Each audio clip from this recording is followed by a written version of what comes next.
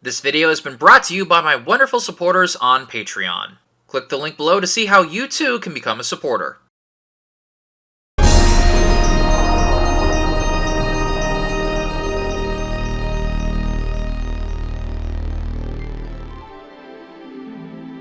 As we've seen throughout this retrospective, Danger Rangers as a show set out to do what few had done before: encompass multiple educational topics into one show.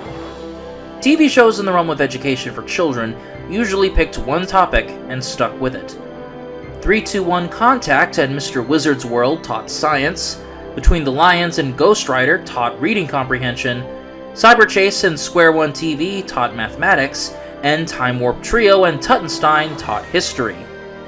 So, in comes a show like Danger Rangers, which seems to be solely about safety, but in reality showed an entire spectrum of safety topics that showed just how varied a broad topic like safety could be. Water safety, fire safety, bike safety, hearing safety, poison safety, crosswalk safety, cave safety, playground safety, medicine safety, and even pet safety. But at some point down the line, the writer's room must have hit a brick wall, as the final two episodes of the show, Wet and Wild, and the one we'll be talking about today, both featured topics that have already been discussed. I briefly gave Wet and Wild the slightest bit of leeway, since water safety as a whole was merely a backdrop for the show's first villain of the week. And as we'll see with this episode, I have no real sense of forgiveness for treading the same topic twice. Doubly so for the fact that, yes, we have arrived at the show's final episode. It's bittersweet to finally be nearing the end, but it had to happen eventually. Originally broadcast on August 11th, 2006, this is The Go Games. We open the episode at a school in somewhere USA, where a teacher is assigning her students a special assignment. She wants them to do a report on a personal hero of theirs. The catch being, you have to learn something new about them in the process, and it doesn't necessarily have to be a written report. One student, a junior Danger Ranger named Talia, has only one hero, or rather heroes, in mind. So, my project's gonna be about my favorite heroes ever, the Danger Rangers! We then cut to Danger Rangers HQ, where the team is getting ready for a local event known as the titular Go Games, a triathlon of biking, blading, and boarding, of which the Rangers will be acting as judges. As Burble puts the finishing touches on a new movie he plans on demonstrating, Sabo gets a comlink request from Talia. Burt gets a bit excited when Talia mentions wanting to make a movie. Hey Talia, you know I've always wanted to be in a movie. I live with 4 brothers. All assholes. My name is Sully and I'm here to say I got some moves that'll, make your day. Shoot, yeah. Jerry, buddy, I love ya, and I know this is meant to be intentionally cringe, but there's a reason why you never did any musicals up to this point. With the Rangers fully on board, no pun intended, with Talia's movie, we cut to the skate park where the two sides plan on meeting up, where we meet 2 more peculiar kids. I don't see anything about a rope riding event in today's Go Games, Chauncey. Well, of course there's no rope event, Duncan. 'Tis a manly man practice exercise I'm inventing to hone me skateboard riding skills.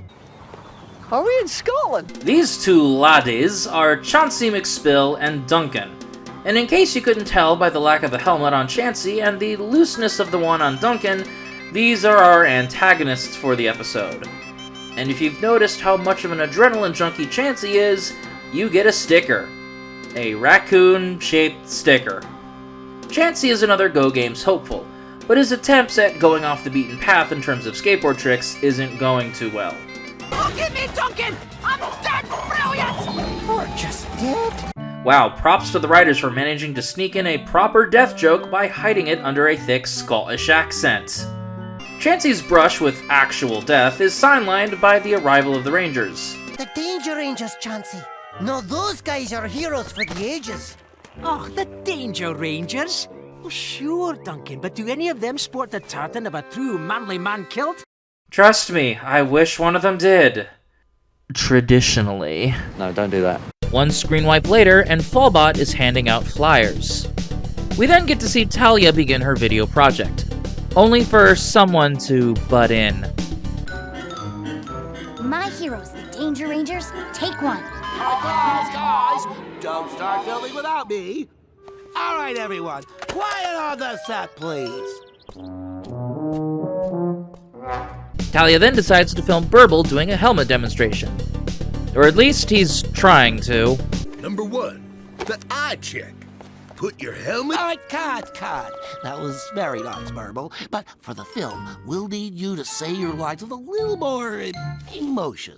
Yeah, well, you try telling that to that half-wit Royal Shakespeare Company reject. The strap should be snug, but comfortable. Ooh, I didn't know that. Did you know that, Chauncey? I did.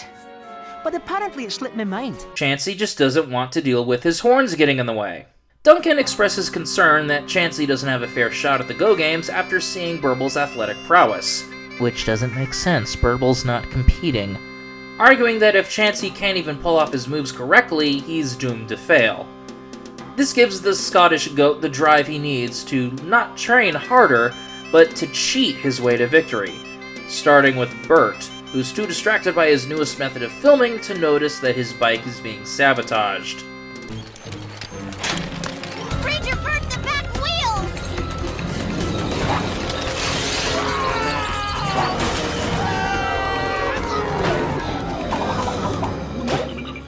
Chansey is pleased with how his trickery has panned out, but Duncan isn't so sure. The goat explains that any potential injury will likely be cushioned by whatever protective gear everyone else is wearing, then rides off to continue his cheating streak. Back with the Rangers, they're thankful that Burt is unharmed, Fallbot remarking it was because of his helmet, while I'm remarking that, you know, he's a turtle. And with that, we segue into the first song of the episode, Wear Your Helmet. You want protection on your bike? You found a helmet that you like. And you went out and bought the best one that they make. It's the coolest one they sell. With a real hard outer shell. You could smack it on the asphalt, it won't break. Wear Your Helmet is yet another one for the middle-of-the-road pile.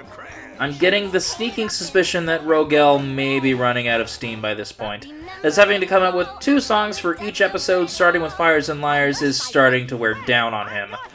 Not to the point where they become borderline unlistenable, but rather unremarkable. It's horseback riding jockey. They all wear helmets. And so should you. Protect your head when you ride, cause it's got your brain inside. Hello, I'm Dr. Cosmo McKinley. I'd like to tell you about a new film from the gang that gave you the Rocky Horror Show, Shock Treatment. As to be expected, this song is all about the importance of wearing helmets, whether it's out for riding a bike, or skateboarding, or playing sports that require one. And that's really about it for this one, outside of a sneaky little reference to Slapshot. So wear that helmet. Well done. Don't crash. That's more fun. Always wear that helmet on your head. You'll be pathetically crazy about shock treatment. Trust me, I'm a doctor. As we return from the song, Burt is confused as to how his bike could have come apart so easily, but as Talia replays her footage, she sees Chansey doing the deed. Fitting for the Rangers, rather than go off and accost them for nearly injuring one of their own, they point out the fact Chansey has no helmet while Duncan has one too big. The older one's got a skateboard, but no helmet or pads. And the younger one's wearing a helmet and pads that don't fit him right at all. Ranger Burble, we know how helmets are supposed to fit.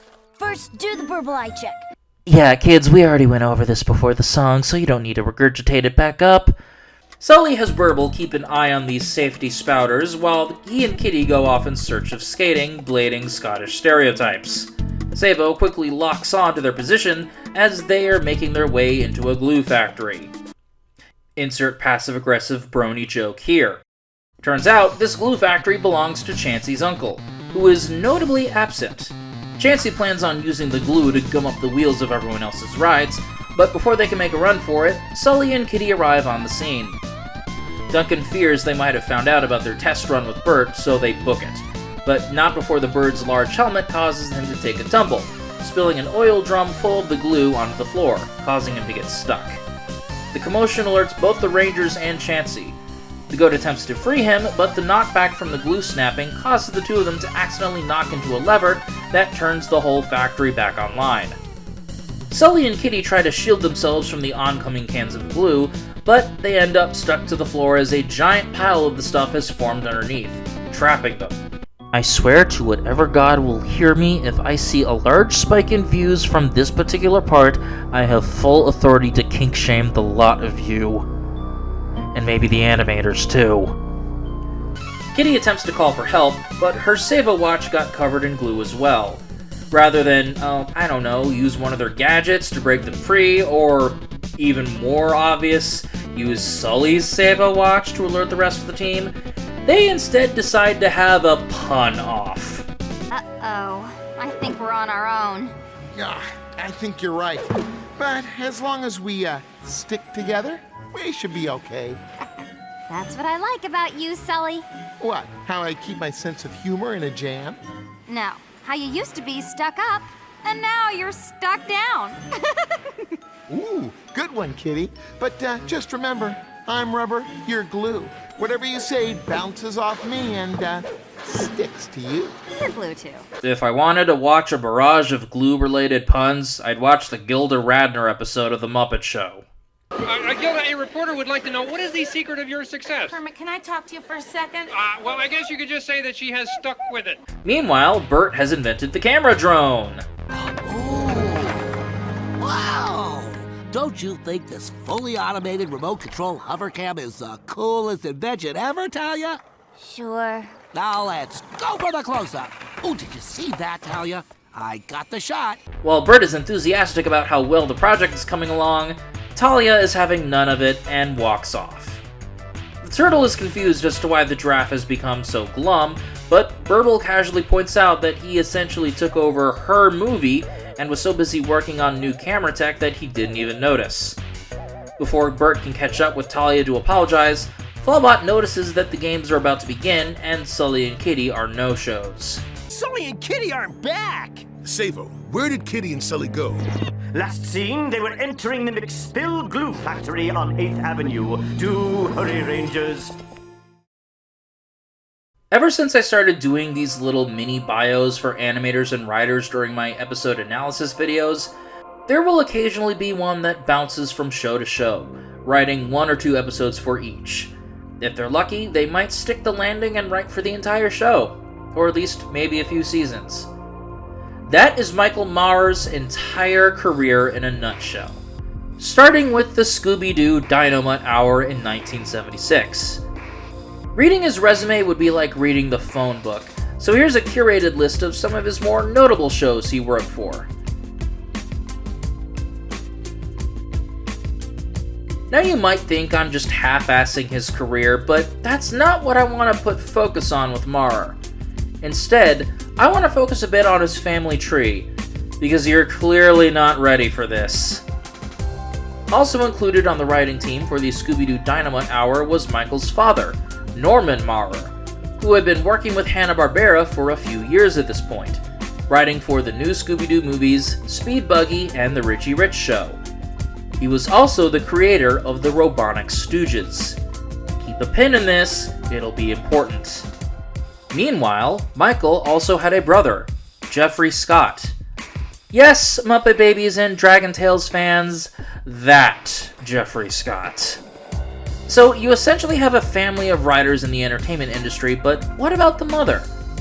That would be Joan Howard, a Golden Age Hollywood actress, author, and the daughter of Moe Howard. Which of these ladies is really related to the Three Stooges? And so will the real Joan Howard Maurer please stand up? I think it's number 2, and it is, yes. Oh, we're seeing my grandfather in the middle, and my dad and Shemp to the right. This is the bride is Elaine Ackerman. You see them kissing, her, and Curly is next to her. That's Larry, with his hair combed down rather... We're not used to seeing him that way. No, not at all. And there I am, mugging for the camera. And my grandmother, and there I am again. Yes, this episode was co-written by the grandson of Mo Howard from the Three Stooges. Unfortunately, Michael passed away on December 20th of 2025, just last year, leaving behind a reputable resume, a Hollywood dynasty of a family tree, and his own daughter and Mo's great-granddaughter, Tessa Maurer, who has carried on the mantle of family screenwriter.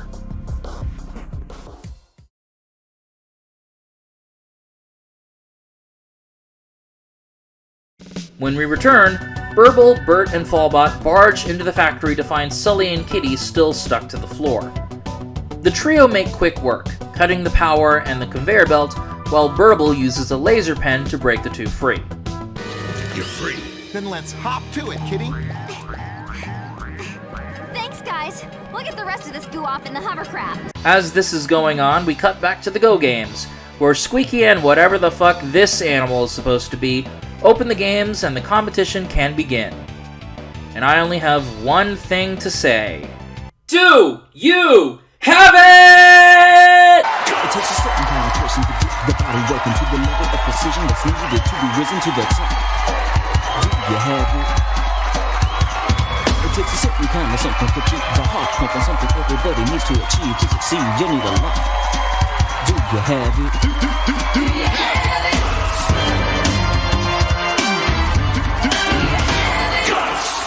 Jancy and Duncan, who are likely being seen by thousands of people, start their sabotage. Wait, so he does have a helmet, he just refuses to wear it. Okay, cool. And the Maurer racks up big points as he heads for his halfway point jump.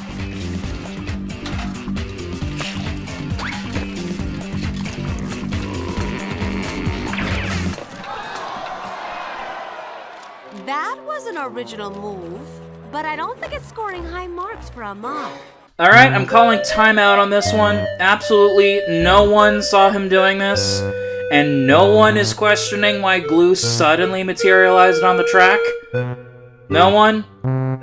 Absolutely no one? It's just me? Fine. And back at the skateboard competition, Chancey McSpill, originally hailing from Aberdeenshire, Scotland. Wait, he's from Aberdeen? I could have sworn he was from South Croydon. It wasn't Croydon. Why you dropped me off? I wasn't Croydon. Where was it? Aberdeen. In spite of what we saw earlier in the episode, Chancey manages to ace his first routine.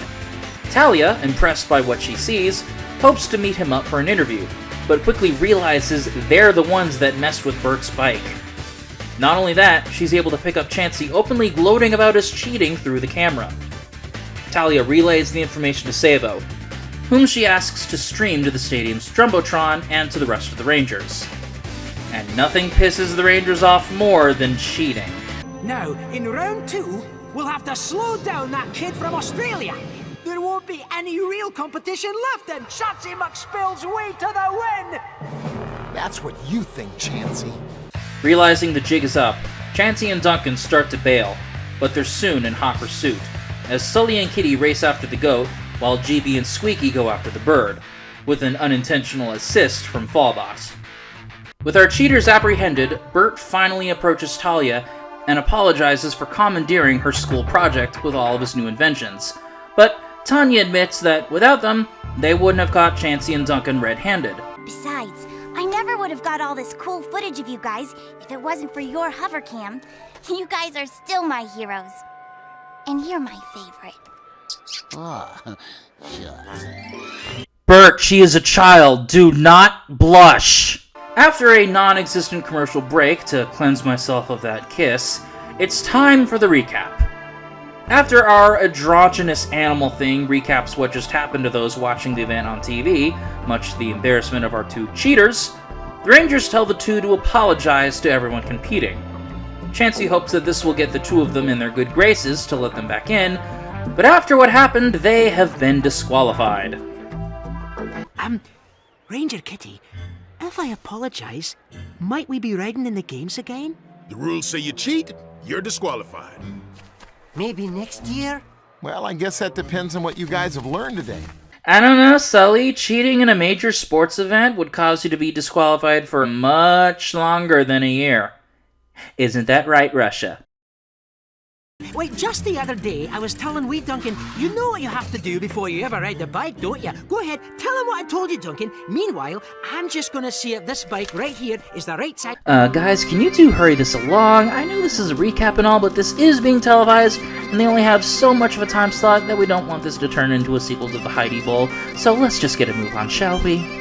After recapping everything, the plot grinds to a screeching halt before it can properly end as we begin the final song of not only the episode, but the show itself.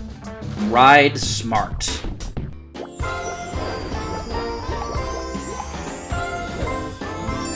You gotta ride smart. That's the best way to start. When you go in the street, all the traffic you meet, you gotta ride smart. Ride Smart is a song and dance number by everyone except for John and Tasia, and you know what, Rogel? You managed to pull yourself up in the end instead of crashing and burning. While it might start a bit rough and gravelly, the chorus kicks in and the energy starts to kick up, resulting in a more classy, old-timey Broadway number about riding any sort of vehicle safely. You gotta think twice when approaching a light. Before you burn in that tread, you'll turn and you'll hit to the left and the right. If it's a dangerous route, then you gotta watch out. And I'm thinking it's time you start to learn to ride safe. Wearing that gear. Keep an eye on them cars, don't be getting too near. But above all that, It's honestly a rather nice way to end the episode. If only the episode actually stuck the landing.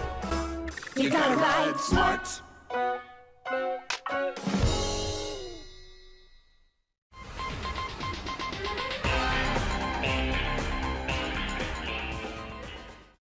I have so many conflicting opinions on this episode, so much that the positives and the negatives manage to balance each other out to the point where it sits in the very middle of my rankings for each episode. First, the good.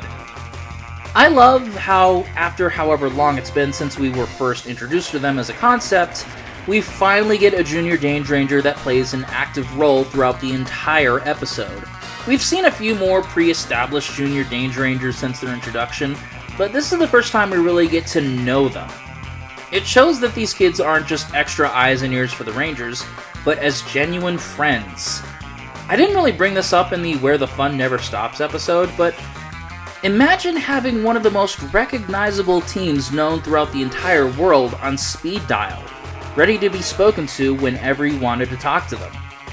Now, I'm sure the Rangers have rules about simply calling them up, especially if they aren't reporting on an actual emergency, but still, any kid with a Sable unit would easily be the talk of their school. I also like how this episode has proven that whoever wrote Be Prepared left some sort of impact on the writer's room, because for the third episode in a row, we get another Ranger in the spotlight, this time being Burt, which is super great because for these past few episodes, Burt's been staying behind at HQ while everyone else goes out into the field. I'm sure this likely had to do with Mark Hamill having to juggle both this show and Metalocalypse, so it's nice that he's able to get the spotlight before the season wraps up. The way he becomes obsessed with improving upon Talia's camera setup, to the point where he completely misses any sort of social cue that she's unhappy that he's taking over her project, is so ADHD coded. We stan a neurodivergent icon. And you know what? I'll admit it. I like Chansey and Duncan.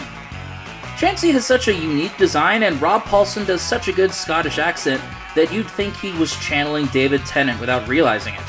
And I like how, despite being the de facto antagonists of the episode, they aren't openly antagonistic towards the Rangers.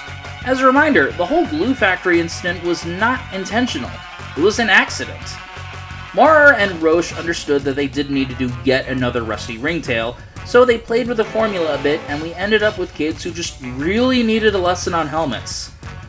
But yeah, that's one of the biggest issues I have with the episode. The fact that this is the show double-dipping into a prior safety topic for the second episode in a row. We did safety regarding biking, blading, and boarding all the way back in Wild Wheels, up to and including nearly the exact same lesson on proper bike posture. I know the importance of wearing helmets was put front and center, but we already had that moral regardless of how integral it was to the plot. And even when we weren't on the topic of helmets, the episode fell back into the same stock moral about cheating. Again, something that was done already. This episode's plot is literally just Wild Wheels and the Great Race thrown into a blender. That's not inherently a bad thing, since I still came away with some positives, but that's still half a meal that's inedible. And yeah, let's talk about that ending. I'm not overly fond of episodes that just expect the final song to act as the finale before the credits. At least things wrapped up neatly with the previous episode. Here, the plot just comes to a grinding halt before we fade to Ride Smart and the credits. It reads like this episode was the final episode written, so there wasn't enough time to come up with a satisfying conclusion, so they added that extra recap after the first song to pad for time. Like, you could have easily rewritten the ending to show after Chansey and Duncan learned their lesson and were given the clearance to compete in the Go games again, we cut to next year's games, showing that, when they're properly protected and don't rely on cheating their way to victory, they can do exceptionally well. Which brings me to my final point. Why exactly did these two need to cheat to begin with? Duncan expresses doubt that Chansey could win against some of the other athletes, sure, but when we actually see him competing, he does really well. If his riding style was a bit more reckless and had some missteps along the way, him trying to cheat would have made a bit more sense. If they just dropped the cheating subplot and showed Chansey to be a competent athlete, but his dismissal of safety gear was what ultimately causes him to lose, this episode might have had a few more positives in its corner. But as originally written, this episode is a very half-baked finale. While the unbaked part still should have had more time in the oven with a few rewrites, the part that's edible is still really good. The whole thing is edible, just expect it to be doughy in some parts. Next time, we put an end to this retrospective with a double feature that begs the biggest question in all of Danger Ranger's history. Why the hell did this show need 2 clip show episodes? And why does one of them look so off?